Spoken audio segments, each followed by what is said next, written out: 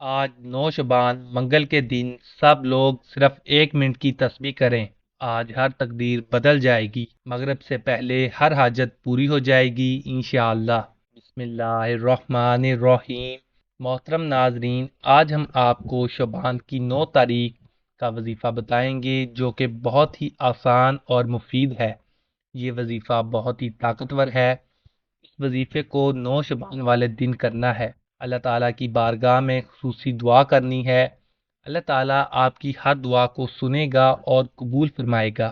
شعبان کے پورے مہینے میں آپ نے آقا صلی اللہ علیہ وآلہ وسلم کی خدمت میں زیادہ سے زیادہ درود پاک کا تحفہ پیش کرنا ہے، توبہ استغفار کرنی ہے، اپنے گناہوں کی معافی طلب کرنی ہے، اللہ تعالیٰ کی خوشنودی حاصل کرنی ہے، زیادہ سے زیادہ عبادت کرنی ہے، خوب نوافل پڑھنے ہیں، اللہ تعالیٰ کا ذکر و اذکار کرنا ہے۔ انشاءاللہ یہ تمام اعمال کرنے سے آپ کی ہر دعا قبول ہوگی۔ اللہ تعالیٰ آپ کو بن مانگے عطا کرے گا۔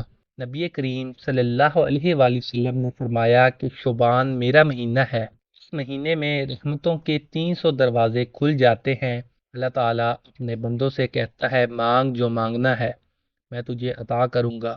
اے میرے بندے، تو مجھ سے توبہ کر، میں تجھے بخش دوں گا، چاہے تیرے گناہ زمین سے لے کر آسمان تک ہی کیوں نہ ہوں۔ تو مجھے پکار تو صحیح، میں تیری توبہ کا منتظر ہوں۔ توبہ کر، میں تجھے بخش دوں گا، تیری توبہ قبول کروں گا۔ اس لیے سب مسلمانوں سے گزارش ہے، اللہ تعالیٰ سے اس مہینے میں توبہ کیا کریں، زیادہ سے زیادہ توبہ استغفار کا ورد کریں۔ سب مسلمان بچے، نوجوان، بزرگ اللہ تعالیٰ سے اپنی بخشش کے لیے دعائیں مانگیں، گناہوں سے توبہ کریں۔ ہمارا ایمان ہے کہ اللہ تعالیٰ ہمیں ضرور بخش دے گا، ہماری توبہ کو ضرور قبول کرے گا۔ آج ہم آپ کو 9 شعبان کا وظیفہ بتائیں گے، اس کے چند فوائد بھی بتائیں گے۔ وظیفہ ذکر کرنے سے پہلے اس عمل کرنے کے چند فوائد بتاتے ہیں۔ اس عمل کے کرنے سے اللہ تعالیٰ آپ کے رزق میں اضافہ فرمائے گا، کاروبار میں خیر و برکت عطا کرے گا، دشمنوں سے آپ کی حفاظت رکھے گا، جادو تعویذات سے محفوظ رہیں گے، جس سے آپ پر جادو کیا ہوگا وہ اسی کی طرف پلٹ جائے گا۔ آپ پر جادو تعویذات کے اثرات نہیں ہوں گے، آپ کی ہر حاجت پوری ہوگی، ہر خواہش پوری ہوگی، ہر نیک دلی مراد پوری ہوگی، آپ تمام پریشانیوں مصیبت سے محفوظ رہیں گے۔ اگر آپ پر کوئی مصیبت، کوئی پریشانی آ بھی جائے تو اللہ تعالیٰ آپ کی غیبی مدد فرمائے گا۔ اگر آپ بھی غربت کا شکار ہیں، تنگ دستی کا شکار ہیں، گھر کے حالات خراب ہیں، تو آج کا یہ جو وظیفہ ہے وہ آپ نے کر لینا ہے۔ انشاءاللہ تعالیٰ اللہ کے حکم سے یہ قرآن پاک کی سورہ کا جو وظیفہ ہے، اللہ رب العزت اس عمل کی برکت سے آپ کو ایسی عزتیں عطا فرمائے گا، ایسی دولتیں عطا فرمائے گا، ایسی شانیں آپ کو عطا فرمائے گا کہ آپ راضی ہو جاؤ گے۔ آپ کے معاشرے میں آپ کی عزت ہوگی، جیسے میں بتاؤں گا ویسے ہی آپ نے صرف ایک مرتبہ اس عمل کو کر لینا ہے۔ ناظرین، آج کا وظیفہ 13 شعبان کا آج کا وظیفہ 9 شعبان کا ایسا مجرب، آزمودہ اور باکمال وظیفہ ہے۔ یہ وظیفہ آپ کریں گے اور آپ مالا مال ہو جائیں گے، کیونکہ سورہ کوثر کا وظیفہ رزق میں برکت کے لیے بہت ہی مجرب ہے۔ ہر کوئی سورہ کوثر کی فضیلت کے بارے میں بہت اچھے طریقے سے جانتا ہے۔ یہ سورت قرآن مجید کی سب سے چھوٹی سورت ہے، لیکن اس کے فوائد بہت زیادہ ہیں۔ یہ سورت خاص طور پر رزق میں برکت کے لیے بہت ہی مجرب ہے۔ جو کوئی آج 9 شعبان کے دن یہ وظیفہ کر لیتا ہے، ایک دن کے اندر ارب پتی بن جائے گا۔ 9 شعبان کی ایسی بھی آپ کے حوالے کروں گا جو میری خود کی آزمائی ہوئی ہے۔ اس دن کا انتظار مجھے خود بھی تھا، میں نے خود 9 شعبان بہت سے شدت سے انتظار کیا ہے، کیونکہ یہ تسبیح جس گھر میں پڑھی جائے گی وہ گھر ارب پتی بن جائے گا، وہ گھر رحمتوں برکتوں سے مالا مال ہو جائے گا۔ مجھ سمیت ہر کوئی چاہتا ہے کہ اس کے گھر میں رحمتیں برکتیں ہوں، اس کے گھر سے تمام تنگ دستیاں، پریشانیاں، مصیبتیں، رکاوٹیں ہمیشہ ہمیشہ کے لیے ختم ہو جائیں۔ جو بندہ یہ وظیفہ پڑھ لے گا، انشاءاللہ رب کریم کی رحمتوں برکتوں سے مالا مال ہو جائے گا۔ محترم ناظرین، یہ موقع سال میں ایک بار ملتا ہے، اور جو بندہ اس موقع کو پا لیتا ہے اس موقع کی قدر کر لیتا ہے، وہ رب کریم سے جو مانگتا ہے مل جاتا ہے۔ اللہ والوں، 1 منٹ کا یہ وظیفہ، اپنی زندگی کا 1 منٹ رب کے حوالے کر دو، رب کے سامنے ہاتھ پھیلا کر بیٹھ جاؤ، انشاءاللہ آپ 500 کروڑ بھی مانگو گے تو اللہ دے گا۔ آپ رب کریم سے مانگ رہے ہیں، آپ رب کریم کے سامنے فقیر بن کے بیٹھ کے میرا رب بادشاہ بنا کر اٹھائے گا۔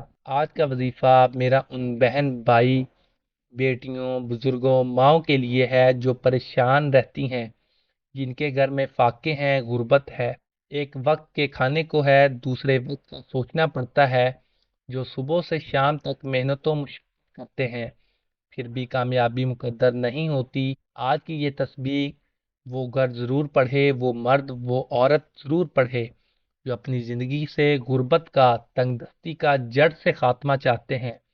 اللہ والوں، آپ جعلی عمل پیر فقیر کے پاس چلے جائیں، آپ در در کی ٹھوکریں کھا لیں، آپ سے رات دن محنت کر لیں، آپ بڑی سے بڑی سفارش کرا لیں، لیکن کبھی بھی کامیاب ہو ہی نہیں سکتے جب تک آپ سے رب راضی نہیں ہو جاتا، جب عرش الہی پر فیصلہ نہیں ہو جاتا، جب عرش الہی پر بیٹھا رب آپ کے حق میں بہتری کے فیصلے نہیں سنا دیتا۔ جب کامیابی رب کی طرف سے ہے، پھر کیوں لوگوں کے در پر جاتے ہو، کیوں منتیں سماجت کرتے ہو، کیوں در در کی ٹھوکریں کھاتے ہو؟ آج صرف ایک تسبیح ایک بتاؤں گا، ایک ایسا عمل بتاؤں گا جو بندہ پڑھ لے گا اور جس گھر میں بیٹھ کر پڑھے گا اس گھر میں وارے نیارے ہو جائیں گے، آپ کا بچہ بچہ ارب پتی بن جائے گا، آپ کا بند کاروبار چل پڑے گا، آپ کے راستے کی رکاوٹیں ہٹ جائیں گی، بندشیں ٹوٹ جائیں گی، جوان بیٹیوں کے بہترین رشتے خود چل کر آپ کے گھر آئیں گے۔ جس گھر میں بیٹی کا رشتہ نہیں آتا، پڑھ کر دیکھیے گا، انشاءاللہ رشتہ خود چل کر آپ تک آئے گا۔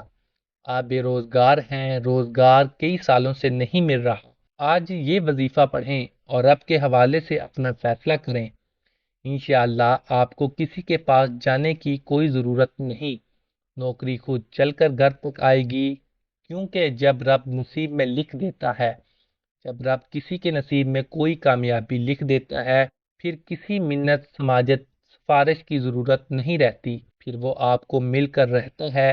آج قبولیت کا دن ہے، آج نصیب اور تقدیر لکھوانے کا دن ہے، آج خزانے لوٹنے کا دن ہے، اور آج جس گھر میں یہ وظیفہ پڑھ لیا جائے گا اس گھر کا بچہ بچہ ارب پتی بن جاتا ہے۔ گھر کے کونے کونے سے تنگ دستیاں، پریشانیاں، مصیبتیں، رکاوٹیں، بیماریاں ہمیشہ ہمیشہ کے لیے ختم ہو جاتی ہیں۔ اگر کسی کو یقین نہیں آتا تو آپ نوشبان کو یہ وظیفہ پڑھ کر دیکھ لیں، آپ یہ وظیفہ چلتے پھرتے پڑھ لیں، آپ دکان پر ہیں، دفتر ہیں، سفر میں ہیں، آپ کو جب جہاں اور جیسے وقت مل جائے وظیفہ پڑھنا ہے۔ وظیفہ چھوڑنے کا کوئی بہانہ نہیں، سب کو اجازت عام ہے۔ رات کو 9، 10، 11 بج جائیں، آپ نے 9 شبان کا وظیفہ پڑھنا ہے۔ آپ چاہے پاکستان سے ہیں، آپ سعودیہ عربیہ سے ہیں، آپ انڈیا سے ہیں، جاپان، مسقط، دنیا کے کسی بھی کونے سے آپ کا تعلق ہے، جب آپ کے ملک میں 9 شبان کا دن آ جائے، آپ نے یہ وظیفہ پڑھ لینا ہے۔ کمالات رب کی ذات خود آپ کو دکھائے گی۔ آپ 9 شبان کو یہ وظیفہ پڑھنا ہے، آپ چاہیں تو نماز فجر کے بعد پڑھ لیں، ظہر کے بعد پڑھ لیں، عصر، مغرب، عشاء کسی بھی وقت پڑھ سکتے ہیں۔ اس وظیفے کی سب سے بڑی خاصیت یہ ہے کہ گھر کا کوئی ایک فرد یعنی ماں پڑھے گی تو اس کے شوہر اور اس کے بچوں کو بھی اس کا فائدہ ہوگا، یعنی گھر کا کوئی ایک فرد یہ وظیفہ پڑھ لے گا، جس گھر میں یہ وظیفہ پڑھ لیا جائے گا وہ گھر ارب پتی بن جائے گا۔ کسی بھی قسم کی لاپرواہی مت کیجیے گا، انشاءاللہ وظیفہ مکمل بعد میں ہوگا، حاجت پہلے پوری ہوگی۔ مصلی چھوڑنے سے پہلے تقدیر اور نصیب میں کامیابیاں لکھ دی جائیں گی، اور جب نصیب اور تقدیر رب کی طرف سے لکھ دیا جاتا ہے، پھر کوئی جو رب سے آپ کی تقدیر کو بدل سکے، کوئی جو آپ کے نصیب کے بند تالے کھول سکے، وہ میرا رب ہے، جو خالق ہے، مالک ہے، جس کی مرضی کے بغیر ایک پتا بھی ہل نہیں سکتا۔ نبی کریم صلی اللہ علیہ وآلہ وسلم نے فرمایا کہ شعبان کا مہینہ اور اس مہینے میں پڑھنے والا ہر وظیفہ، ہر دعا قبول ہوتی ہے، شرط یہ ہے کہ وظیفہ پسند ہو، اگر آپ واقعی رب کی معجزات دیکھنا چاہتے ہیں تو آج جو وظیفہ بتاؤں گا خلوص نیت کے ساتھ، کامل یقین کے ساتھ ایک ایک نقطہ، ایک ایک بات بتائے گئے طریقے سے پڑھ کر دیکھیے گا، انشاءاللہ راتوں رات غیب سے مدد آ جائے گی۔ اور آپ رب کریم سے مانگنا چاہتے ہیں مانگ لو، آج مل کر رہے گا، نہیں یقین آتا تو آزما لو۔ میرا بس چلتا میں آپ میں سے ہر ایک کو بازو پکڑ کے کہتا کہ یہ وظیفہ مت چھوڑنا، یہ وظیفہ بھی لازمی پڑھنا۔ یاد رہے کہ بعض اوقات اللہ کے ہاں خاص قبولیت کے ہوتے ہیں جن میں اللہ تعالیٰ اپنے بندوں کی دعاؤں کو قبول فرماتا ہے اور بندے پر ایسی رحمت کی نگاہ کرتا ہے کہ اس بندے کو مالا مال فرما دیتا ہے، اس کی زندگی کی پریشانیوں کو ختم فرما دیتا ہے۔ اسی لیے چاہیے کہ بندہ اللہ تعالیٰ سے ہر وقت دعا مانگتا رہے اور اللہ کی رحمت سے کبھی بھی مایوس نہ ہو۔ شعبان کے 5 حروف شین، عین، با، الف، نون کے متعلق نفل فرماتے ہیں، شین سے مراد شرف یعنی بزرگی، عین سے مراد علو یعنی بلندی، بے سے مراد بر یعنی احسان، الف سے مراد الفت اور نون سے مراد نور ہے۔ تو یہ تمام چیزیں اللہ تعالیٰ اپنے بندوں کو اس مہینے میں عطا فرماتا ہے۔ یہ وہ مہینہ ہے جس میں نیکیوں کے دروازے کھول دیے جاتے ہیں، برکتوں کا نزول ہوتا ہے، خطائیں مٹا دی جاتی ہیں اور گناہ کا کفارہ ادا کیا جاتا ہے، اور جناب محمد مصطفیٰ صلی اللہ علیہ وآلہ وسلم پر درود پاک کی کثرت کی جاتی ہے، اور یہ نبی مختار صلی اللہ علیہ وآلہ وسلم پر درود بھیجنے کا مہینہ ہے۔ محترم ناظرین، 9 شعبان کو جس کو جہاں وقت مل جائے باوضو مصلی پر بیٹھ کے سب سے پہلے نبی کریم صلی اللہ علیہ وآلہ وسلم کی ذات پر درود پاک پڑھنا ہے۔ درود پاک آپ کوئی سا بھی پڑھ سکتے ہیں، آپ صلی اللہ علیہ وآلہ وسلم پڑھ لیں، آپ نماز والا درود ابراہیم پڑھ لیں تو سب سے بہتر ہے۔ اس سے پہلے ایک گزارش ہے، توجہ کیجئے، ہو سکتا ہے کہ آپ میں سے ہر کوئی ویڈیو سکپ کر کے دیکھ رہا ہو، لیکن اب سے آگے ویڈیو میں وظیفے کا طریقہ بتاؤں گا، ایک ایک نقطہ، ایک ایک چیز بہت اہم ہے۔ آگ کے سکپ کرنے سے آپ کی چھوٹی سی لاپرواہی سے وظیفہ ضائع ہو جائے گا، اس لیے بہتر ہے کہ ویڈیو سکپ مت کیجیے گا۔ یہ 9 شعبان کا خاص وظیفہ ہے، آپ کی چھوٹی سی لاپرواہی سے پورا سال کے پچھتاوے سے بہتر ہے کہ ویڈیو مکمل دیکھی جائے۔ خدارہ ایک ایک نقطہ بتاؤں گا، ایک ایک بات بہت اہم ہے۔ قیامت کے دن لوگوں میں سے سب سے زیادہ میرے قریب وہ ہوگا جو سب سے زیادہ مجھ پر درود بھیجے گا۔ عمر بن خطاب رضی اللہ تعالیٰ عنہ فرماتے ہیں، بے شک دعا آسمان اور زمین کے درمیان رکی رہتی ہے اور کوئی دعا اوپر نہیں جاتی جہاں تک کہ آپ نبی کریم صلی اللہ علیہ وآلہ وسلم پر درود بھیجیں۔ جب نبی کریم صلی اللہ علیہ وآلہ وسلم کا ذکر کیا جائے تو ذکر کرنے اور سننے والے دونوں کو آپ صلی اللہ علیہ وآلہ وسلم پر درود بھیجنا چاہیے۔ نبی کریم صلی اللہ علیہ وآلہ وسلم کا ارشاد ہے، آدمی کی ناک خاک میں ملے جس کے پاس میرا ذکر کیا گیا اور اس نے مجھ پر درود نہ بھیجا۔ نیز ارشاد فرمایا، بخیل وہ ہے جس کے پاس میرا ذکر کیا جائے اور وہ مجھ پر درود نہ بھیجے۔ ارشاد نبوی صلی اللہ علیہ وآلہ وسلم ہے، جب تک مؤذن کو سنو تو تم بھی اس طرح کہو جیسے وہ کہے، پھر مجھ پر درود بھیجو، کیونکہ جو شخص مجھ پر 1 مرتبہ درود بھیجتا ہے اللہ تعالیٰ اس پر 10 مرتبہ رحمتیں بھیجتا ہے یا 10 مرتبہ اس کی تعریف کرتا ہے۔